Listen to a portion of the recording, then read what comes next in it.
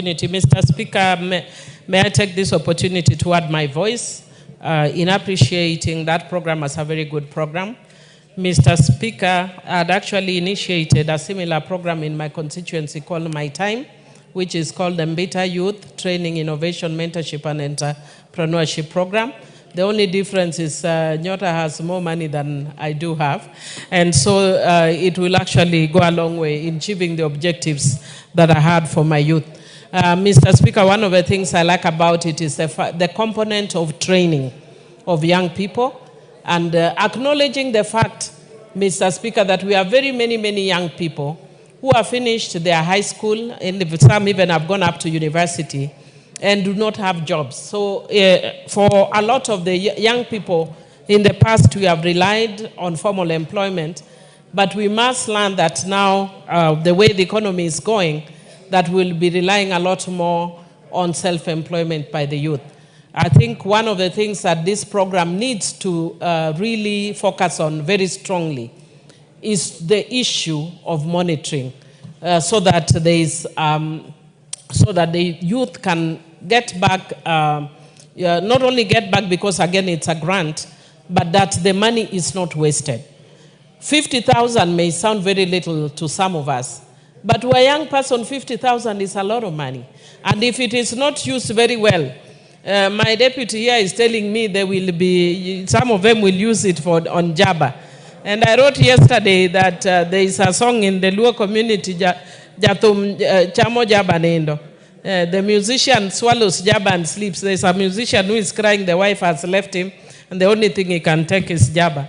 Mr. Speaker, if we don't train our youth so that they know that this is their future, then it might go the same way that the other funds have gone. How I wish that the other funds could be consolidated, other initiatives could be consolidated into this, especially the ones that affect the youth. And how I wish too that we would give priority to young women, because there's a presumption that when you say youth, that youth is male. We don't usually think that there are youth that are also women. But also I wish that we could do something similar again for women, so that it's not only loans, but that we also enhance the grant for our women. Because a lot of times people struggle between whether you should be giving, if you have money for business and you have a child who is at home who is not able to go to school, do you pay the school fees or do you do business? But otherwise, this is a really good initiative, and I thank Honorable Alice, who is also my classmate in Daystar University. So we've become young at heart again. We are doing very well, doing our PhD in leadership and governance, Mr. Speaker. Thank you, and I do support this initiative. We go back to statements, and the last one is from the Honorable Raila.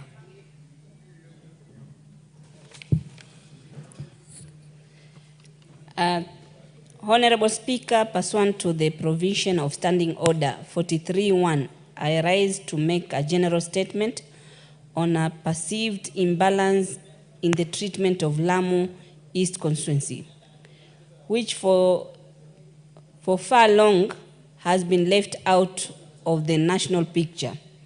Lamu East remains relegated to the margins, denied visibility, opportunities, and even the basic presence of State Department, while the neighboring Lamu West continue to receive preferential share of official visit, parliamentary delegation, and government